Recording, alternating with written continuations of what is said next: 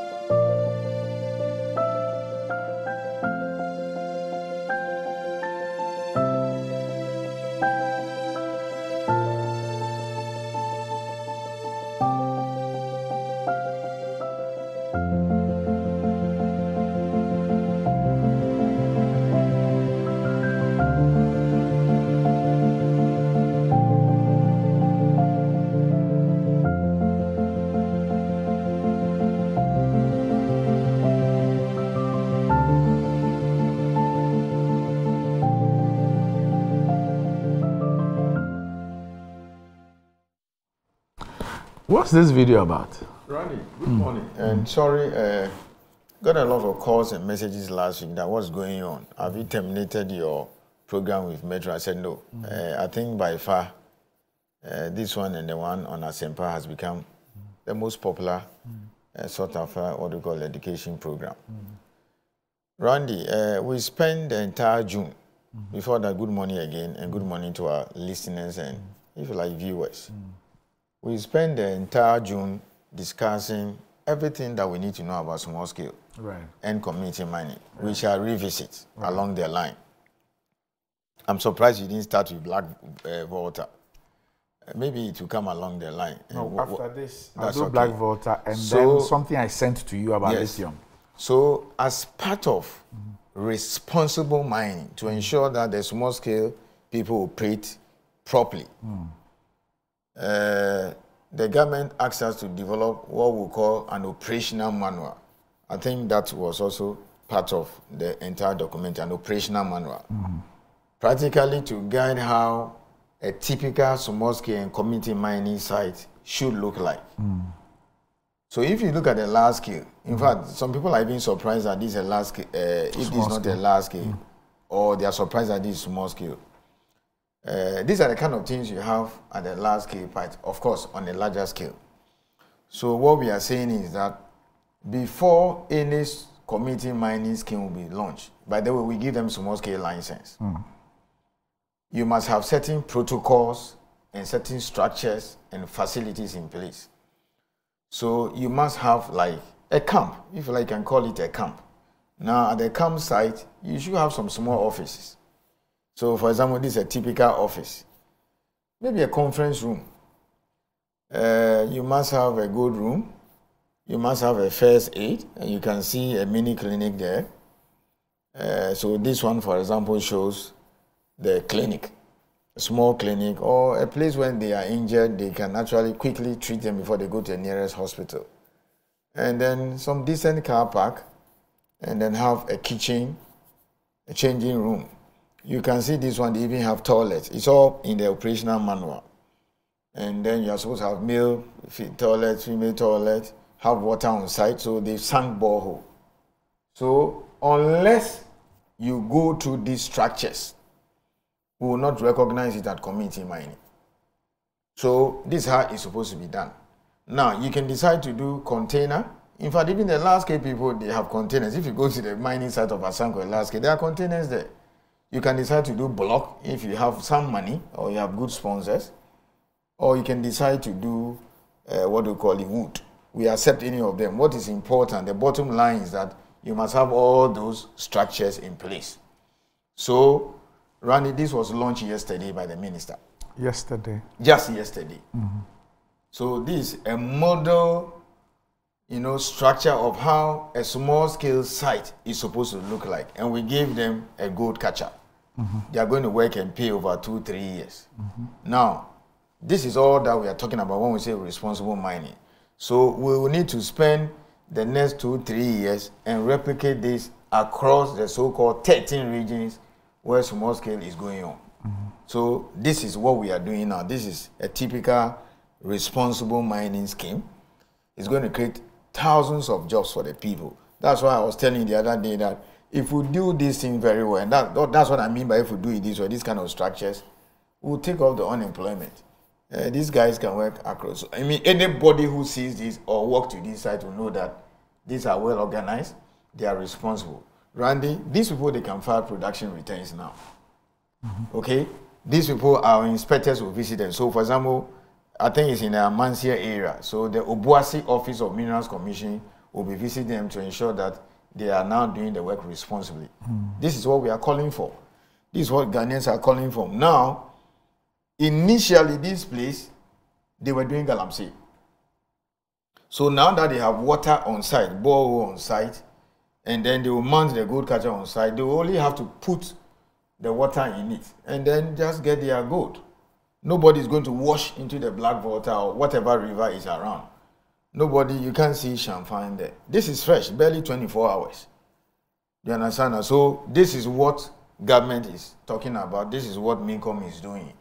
And everything is in the manual. Almost all the small-scale miners, we share the manual with them. That is it. And 2 were done yesterday. Next week, we shall go up north.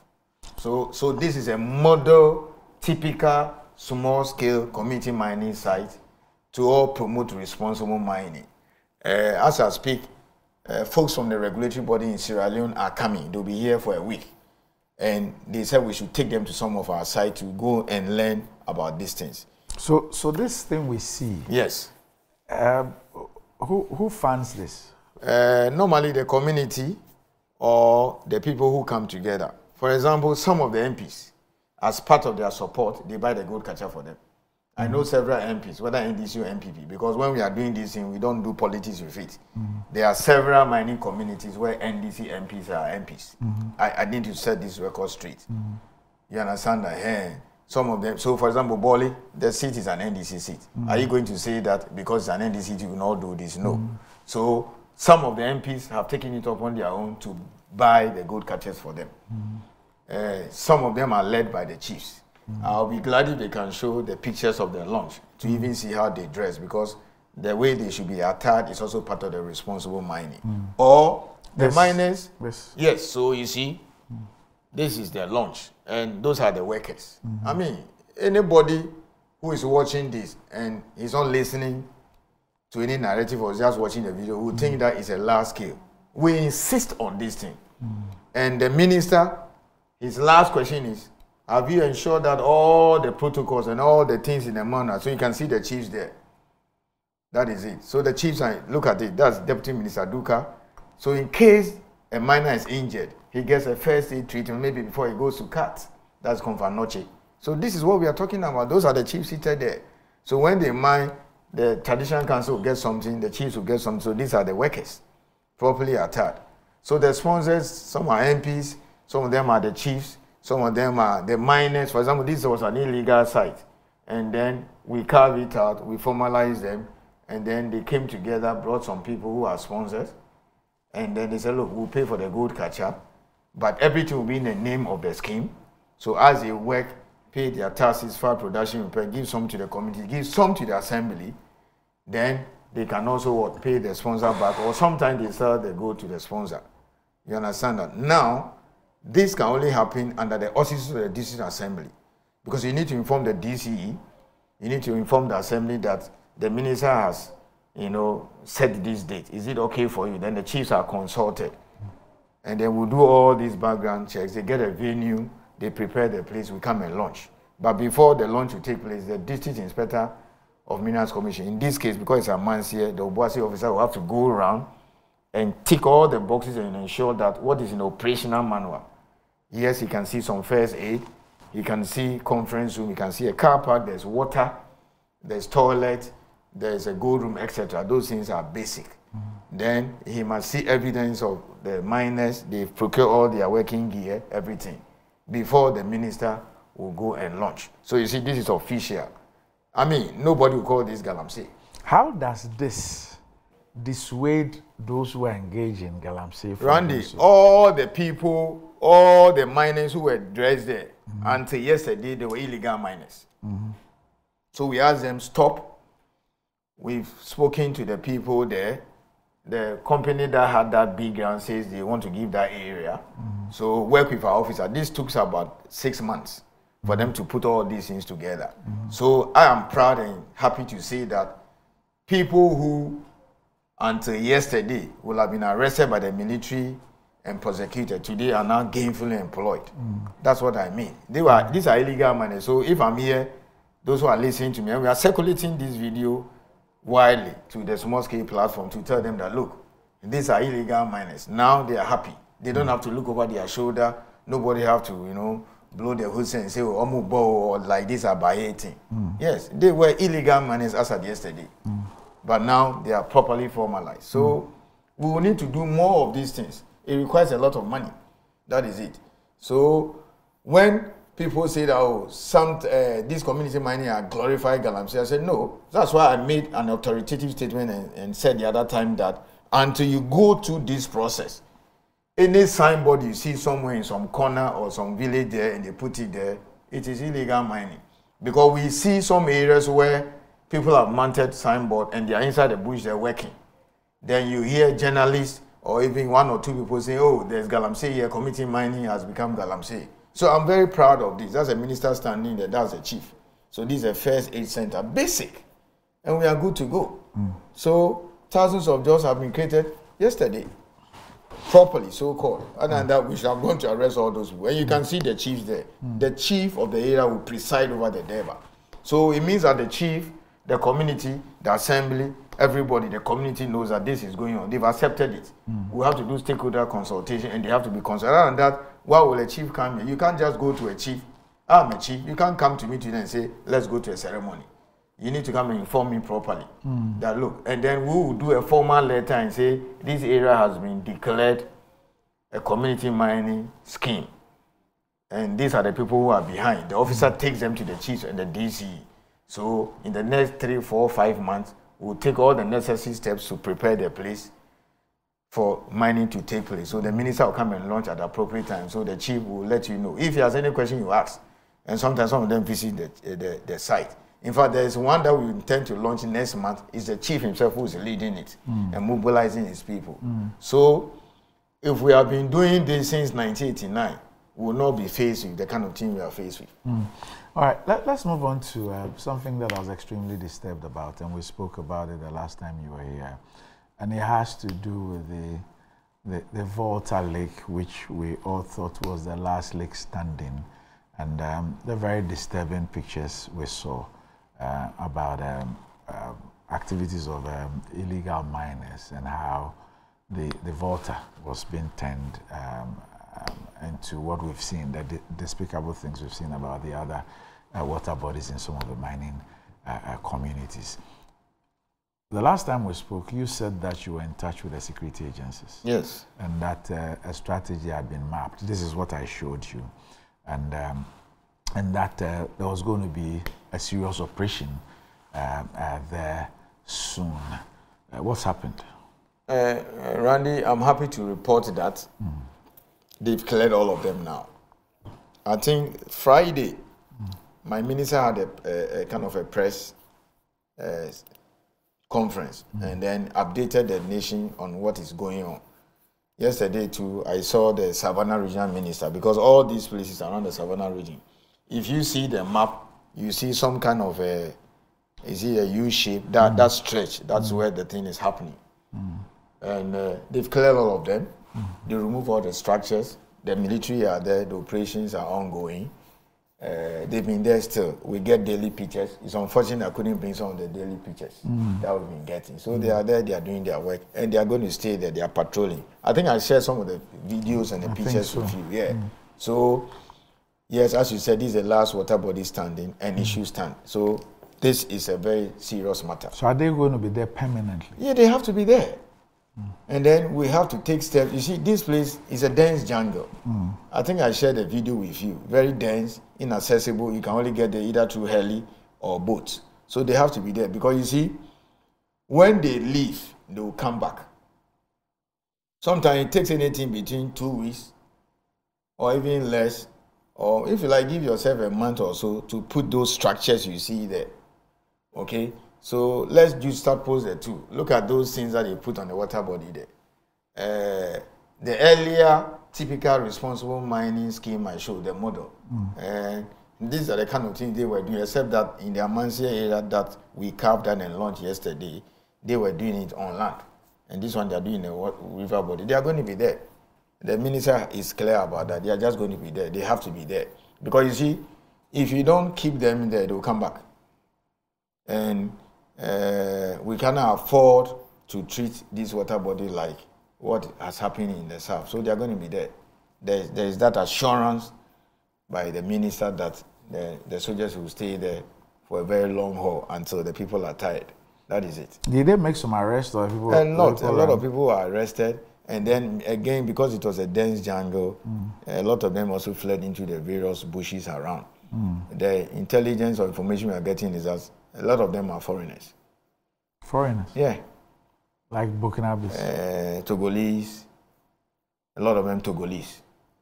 And then some Burkinabes, and then our brothers across Niger, Mali, and all those things. Yes, a lot of them. That is it. And I also got this information from the local chiefs that they are very happy with the operations, because they realize that these are people who have come from elsewhere. They are not locals. Many of them were people who have come from other parts of the country, but predominantly that's the intelligence we got from the military operation. So this has been sorted. They're going to stay there. So it's not as if we'll go back, or they've just washed their hands because they've cleared them and then leave it like that. Because when you, this thing, if the military doesn't stay there, give yourself 1 month, they will come back. That is that. I saw the way the whole nation got alarmed when this story went viral. Just like the bullying on this side there. So it's been sorted. That is it. So is that the Waka Waka and Sinyekura illegal mining? No. Okay. The Waka Waka and the Sinyekura, that one is the land proper. Okay. And that is happening in the forest. Yes. Underground. Underground? Yes. Whoa. Underground. So still on small-scale mining or this issue, you see, I think about, is it Monday or so, the graphic was quoting me, I think in the middle page. I posed that question here, and I've said it everywhere. Let me make this statement clear and underscore it before people put it out of context in the kind of situation we find ourselves. It's not government policy. It's not my minister. These are my personal views. I keep asking the question. What do we do with all these minerals in the forest? Again, Randy, let me repeat. This is not the position of the Minister for Lands and Natural Resources. This is not the position of government.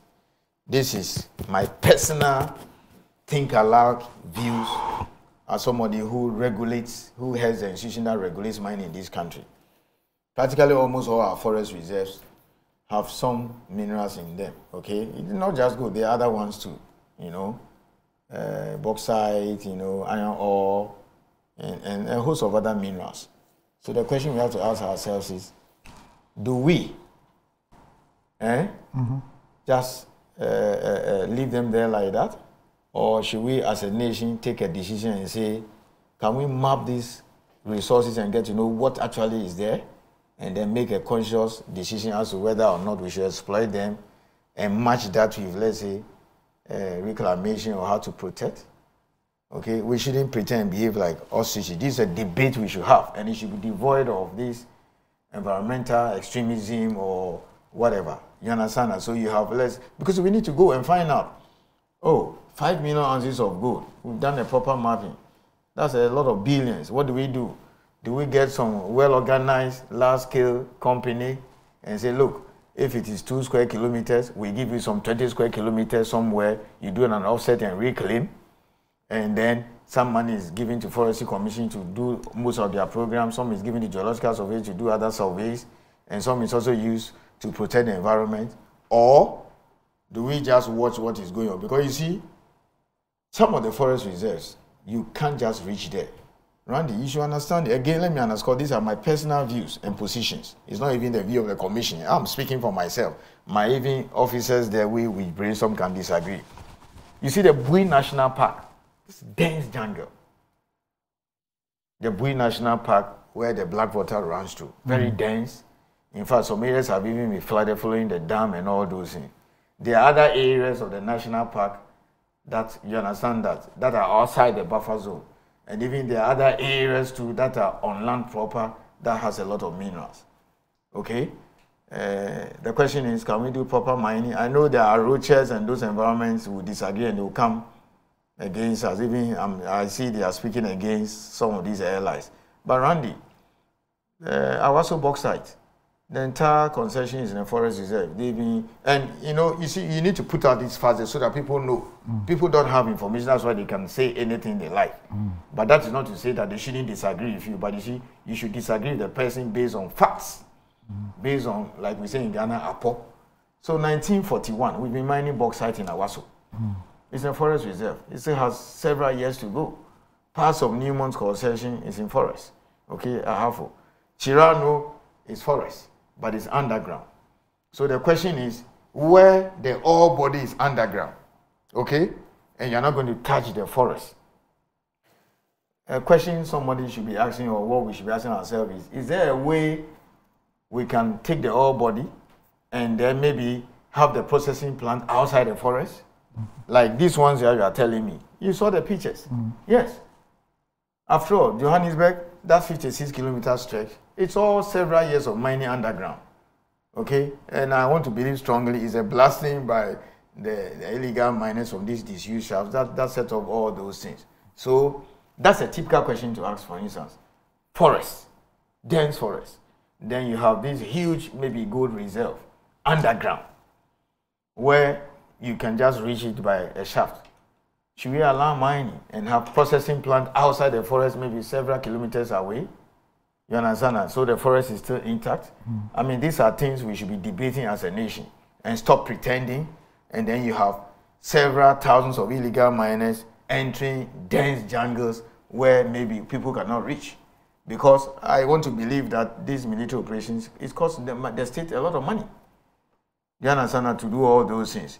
Is it a case that, because if you do an assessment from Accra all the way to Sisala there, maybe 40 plus forest, maybe you say you need about 40,000 forest gas armed with guns and all those things. Is it a budget we can sustain?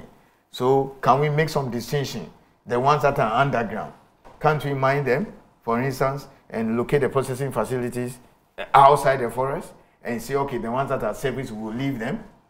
Okay, this is an assessment we can do. I mean, the experts are there, Forestry Commission experts are there, the biodiversity people are there. We can do all those assessments and do a proper mapping and stop pretending. Okay, right. And it should be devoid of politics. Again, to wrap up, these are my personal views. Right. Because what is going on is nonsense. Okay. Right. What are we watching now? Yeah. So these are some of the operations that the military carried out in the Black Water. These are along the banks, removing the structures, demobilizing them, and clearing them. That's all. They've removed all those things. It's all done now. The question is, how do you ensure they don't come back? You should answer that. You see? Yeah, so this is the one that the officer found. This is still the Black Water. They are clearing them. Okay, yes. That is it. This must have been some very serious... And you can see how dense it is. Yeah. So you need a lot of helicopters. In fact, the military were saying that they only had to reach there by helicopters and boats. And all. And those things cost money. So my question is, or my take is, maybe you can say that the ones that are surface, leave them. Okay? Because maybe they are ecologically more fragile or something. And then maybe the ones that are underground. And it's just, you can reach underground the size of, let's say, Metro TV. When the whole thing covers, let's say, the whole of this place to police headquarters, Minerals Commission. And you can go on that. I mean, the 56-kilometer stretch, Johannesburg, look at all those buildings there. And centuries of gold mining took place underground. Okay, so let's put out the facts there by Forestry Commission, by Minerals Commission, by EPA, and let's all sit around the table and debate it, and then have a common decision and say, look, maybe these ones, we should leave it. These ones, because they're underground and hard rock, you can just sink shaft, go and take them and locate the processing facility somewhere. We got to think through these things. And I don't want us to behave the way we started formalizing small-scale mining in 1989 in just Ashanti, Central, Eastern, Western, and Upper East. We sat down, successive governments, didn't do anything. We didn't spend money on geological investigation. And then now you have something that 100,000 people were doing, being done by 2-3 million people, direct and indirect, in 13 regions. And we are complaining. You see, that's our behavior. It's the same thing. This is Ramsar side nonsense. Or people building close to Ouija Dam. We see it. We are all there pretending as ostriches. So it's the same argument I'm making here. Then when it is forest, they say, hey, I'm not talking about illegality here. So lots of gold in a forest that is underground. What do you do with it? You're not going to clear the vegetation. Should we or we shouldn't mind? We should be debating these things and stop pretending. Okay? Is it that the whole of 31 million Ghanaians didn't see people were building in Ramsar side? That we didn't know the whole of Ouija Dam, the spill over there, it was not covered by EI, and for that matter, nobody could build there. What were we doing as a nation? Nobody complained. And then when they started pulling structures down, you say, hey, what are you doing? People have invested millions. What kind of people are we? You understand what I'm saying? So that's my view. I, for example, personally think that where the gold is underground, deep-seated, we should think about exploiting it. All right. Okay? And then you go and be asking people for money to do one or two things, and then you have billions down there, and then decide maybe and say, look, for the ones that are open pits, let's leave it. And this is a job we can give to geological survey. They map the entire forest, and then come out with the figures and say, look, these ones are deep-seated, we can mine them underground, just a shaft. Bring the gold, relocate the processing plant elsewhere. These ones are surface, ecologically sensitive, let's leave them. They are there. So you see, in making a decision which ones to settle on, you look at the fact that, oh, all these areas, the rivers take their headwaters. There are some sensitive animals or wildlife here. So these ones, we can leave them. Because we need to protect the headwaters of the water bodies, rivers, some wildlife. But this one, if it's not a headwater place, there are no wildlife, etc., and it is underground, and they realize that, oh, there's 5 million ounces of gold there, okay, you just sink a shaft or a decline, go and bring it, and then take it 2-3 kilometers away from the forest and go and process it, and it will benefit the state, we should look at it. All right. But to conclude, it's not government position. Because I don't want anybody to quote me and say, these are my personal views. You think there ought to be a discussion? Yeah, we have to have a discussion, have a policy around it. And Graphic quoted me extensively, I think, in the middle page of their Monday edition. Are you going to submit a paper? I've been thinking about it. I'll do some write-up and run it by my minister. And it's up to him to see, well, it makes sense or not. Let's drop it. Okay, let me go and discuss our cabinet. Let's have a public discussion. But you feel strongly about it? Yeah, I feel strongly about it because what is happening is annoying. Okay. We are just pretending. All right. So let's wrap up on this one. I saw this article. I sent it to you. Whereas the Akufo-Addo government has granted an Australian private company the license to exploit the lithium deposits of Ghana against the national interest, Mexico has declared its lithium deposits as a national strategic asset and will not allow private investment in its exploitation. Ghana has literally gifted, in quotes, controlling ownership of the rich lithium deposits to Australia for an estimated 10% carry interest, 5% royalties. How can this happen at this day and age? Has the media in Ghana become complicit in this syndicated joint criminal enterprise? This was by Adai Sebo and published by GhanaStratives.com. Now, I've seen a statement from the ministry, I think a couple of days ago, and the ministry says that that is not the case. And this says that what is being circulated are untrue, and that the welfare of citizens remains utmost priority. And it says that these stories are totally false. For the avoidance of doubt, no company has been granted a lease, license, and or permit to exploit, mine, and or produce lithium in Ghana. And that ongoing explorations for lithium are presently underway, and it has submitted a policy proposal to Cabinet for the regulation, exploitation, and management of Ghana's green minerals, including lithium. The proposal is currently under scrutiny and evaluation. It sounds a bit technical. You have told us severally about a company that is somewhere in the central region that is looking at this. We've spoken about policy and all that. What's the difference? There's a company doing something. Okay, Randy, to start with, this was issued by my minister just yesterday. Oh, yes. I saw it. And again, you see, that is why people are full of praise for this, our metro program, and the one in Asempa, GTV and Co. Let me start by saying this. There's a lot of ignorance all over Ghana. People are just damn ignorant, okay? Even in the medical field, everything, every area of human endeavor, people are just ignorant. So when you sent it to me, I saw it. It says the government has given a license for 5% royalty and something like that. And then they were made, yes, Randy. You know our first, yes, you remember our first initial encounter. Essentially, mining is done in two ways. I mean, there are two aspects of the whole mining thing. You have to first pick up some authorization, approval, or license, or permit, however you want to call it, to explore for the mineral, prospect, okay? If I want to be a bit vernacular, I will say, in your town, or shame, okay, check it. In the layman's language, you may go and you not find anything, or you find something. It's all exploration. It could take years, like the one in a way I took like 6-7 years. That is exploration. Yes. So Atlantic Lithium, for example, had an exploration license. They've been exploring. But when it comes to mining, that an entity or a company has been granted a lease or a permit by a government of Ghana to extract lithium, 5% royalty, as the lady or the gentleman purported to put out there, it is not true. That's all that the minister is saying. So let me underscore that. Government of Ghana, acting by the minister responsible for mines, on the recommendation of Minerals Commission, has not granted any person, company, artificial or natural, any right to mine lithium.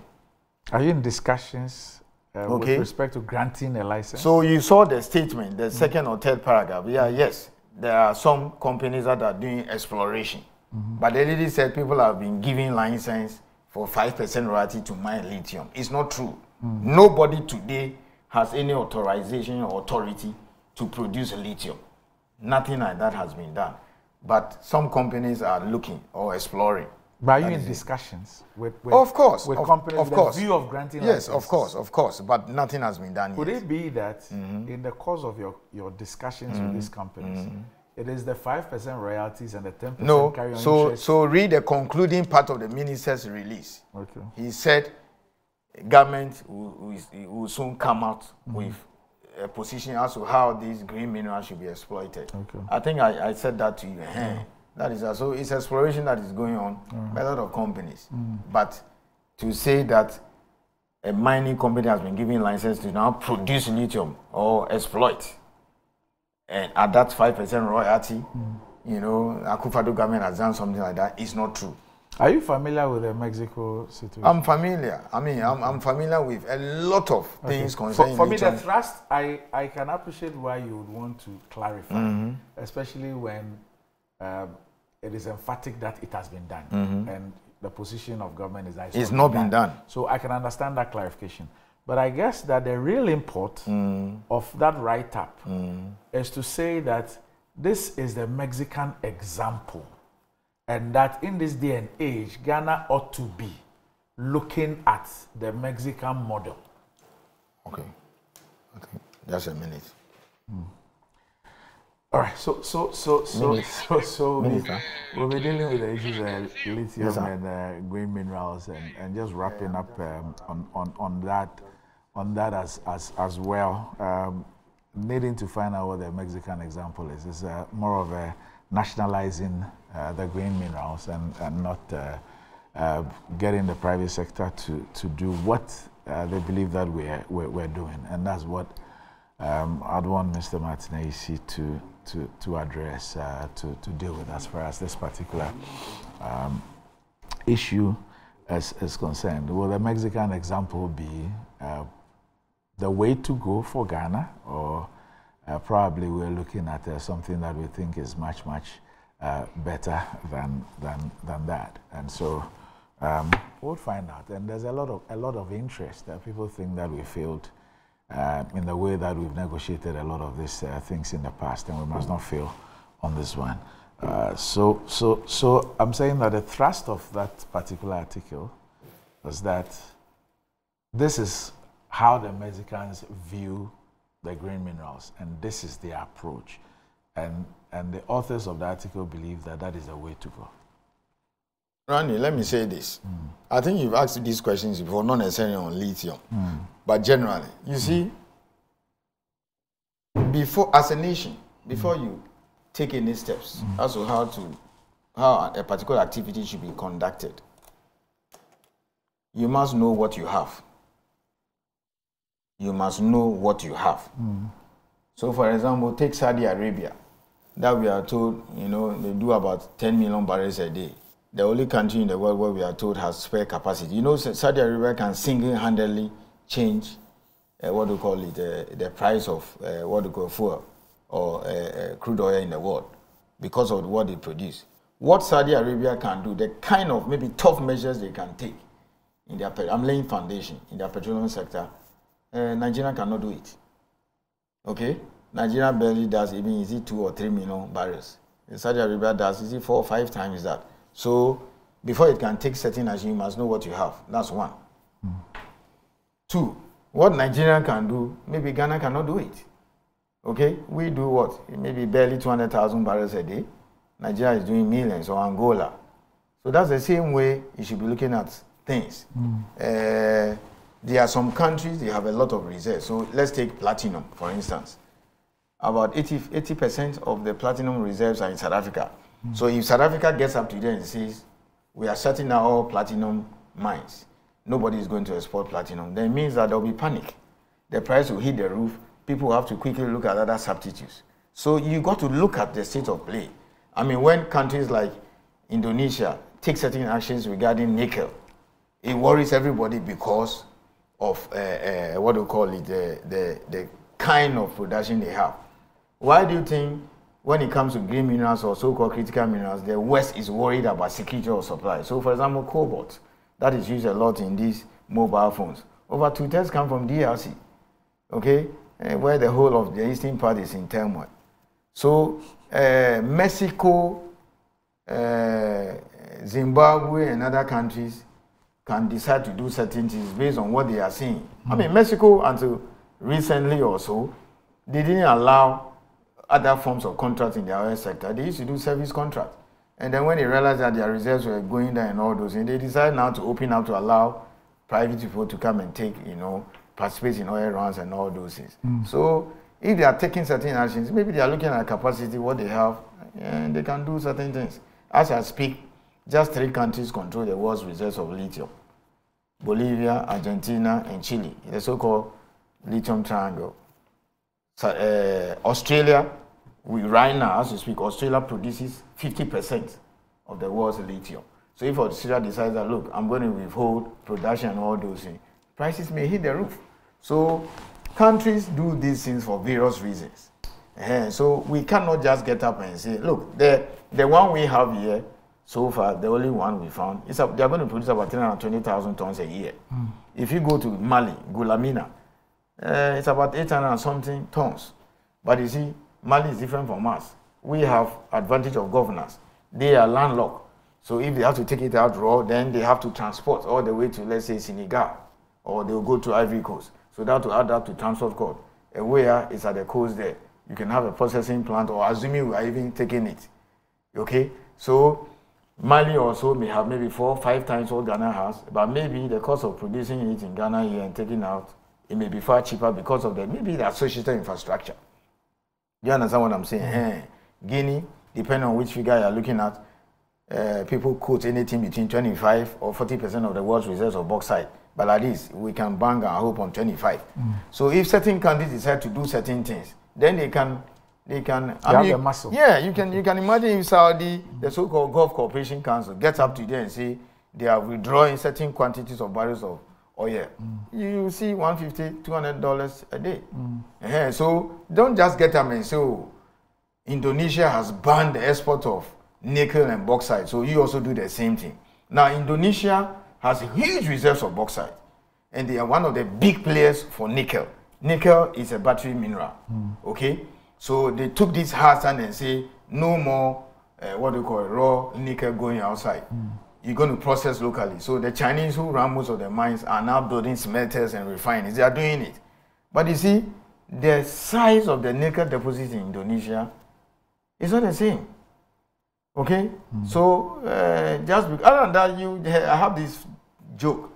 Why? Because then we have a situation where if you find one crocodile in a pond, you say, oh, it's a tourist attraction. So we got to be careful because look, DRC and the other, countries. I remember DRC, they have been changing their policy several times. They will get up today and say, oh, nobody can export copper concentrate, process it. Then the following day, 6 months, they reverse. We have to take our time. So this, let me wrap up on this. So 320,000, tons of lithium will be produced, okay, annually for 12 years. There's a potential for a huge upside. Because if you look at the figure last year, 277, and then within 1 year, they've grown the reserve to 320. That is good. The question is, if you are saying, let's say, for the sake of argument, Atlantic Lithium should process everything here, then that will call for, let's say, the establishment of a chemical plant. Okay? So that when they produce the lithium, they get what they call the spodumene or the concentrate. That's a raw form. Okay? In order to be able to refine the concentrate into carbonate or, let's say, hydroxide, they will need some processing plants. Then the question is, there must be a feasibility study. Those are the things we are looking at now. So it comes to say, okay, if I want to process, let's say, 200,000 tons of the Woya lithium, I'll need to put up a chemical plant of 500 million. It's so energy sapping. The way we charge for energy, energy cost is so high here. Maybe it's 20 pesos per kilowatt hour for the sake of argument. I look at other things and put it all together. It's not economic for me. The same 200,000, maybe if I go to country A, okay, I'll be able to produce it. So I can't do it. So it's either you allow me to take it out or I walk away or something of that nature. So then you have to sit down and ask yourself, that's why the minister says they'll come out very soon with a policy. You have to ask yourself and say, okay, then I may have to reduce, let's say, the power for you to be able to be economic and compete with the likes of China, because China controls 44% of the processing. So Martin, the expectation... Let me just wrap up and then you get that. You see, China alone controls 44% of the midstream. Yes. That is refining the concentrate into hydroxide or carbonate. Then they control over 70% of the cathode that is used in making the cells. This is one country. You know how China can cut costs. So why will I come and mine here, and then if you ask me to refine, it will cost more? So then in that case, the police, for example, can say, okay, can I reduce corporate tax for you? Can I treat the chemical plant, maybe perhaps in Sotong as 1D, 1F? Can I reduce royalty for you so that you have the chemical plant? And then when we do the maths, and then you say that, okay, if I do all this for you as government, I'm losing $50 million a year. But when you put up the chemical plant and you produce the carbonate or hydroxide, I'll get more than $50 million. Then it makes sense. Because 2 weeks ago, the price of the carbonate was just about $4,000. When they refine it in a chemical plant for the carbonate, sorry, the price of the concentrate 2 weeks ago, I think 6 July, was about $4,000 per ton. Okay? I'm using the Chinese price. Then, when they refine the concentrate into carbonate, $42,000. Yes. So 14 times. Yes. So that incentive you give, for example, for that person to produce it, if you sell it at 30, 40,000, and then you lose it, then it makes sense. So US is giving incentive, Inflation Reduction Act. A lot of the countries, and let me tell you this, Australia has just developed a strategy. This year, barely 2 months ago, critical mineral strategy. UK has it. They also have lithium last year. Canada has a strategy last year. So within this 1 year window, a lot of countries are coming out with strategy. So the statement minister put out yesterday, that is what he's referring to, that will come out soon and is imminent. Come out with the strategies as to what to do with our lithium for the entire value chain. Refining, processing, should they have to list, etc. So we'll do that. It's imminent. Okay. Within the next, but I'll just have to wait for him because he's a minister. And you come out properly. So you've done all this model? Oh yeah, we've done all those things. We prepared the briefs for him. So you will see, like somebody will say, see magic soon.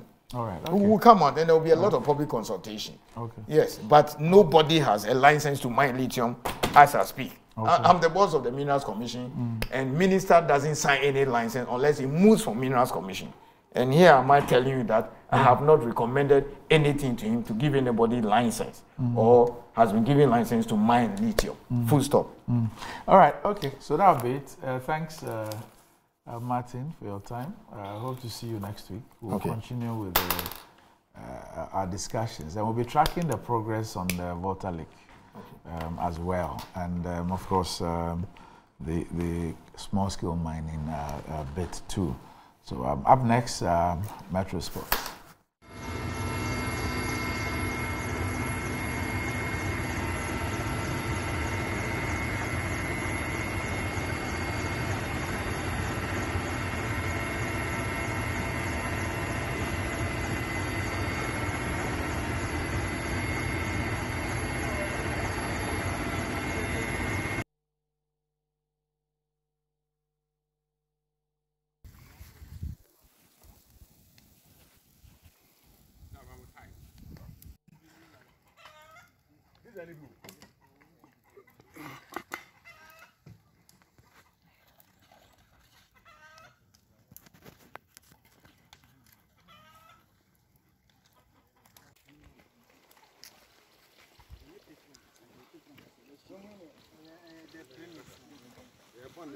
Yeah,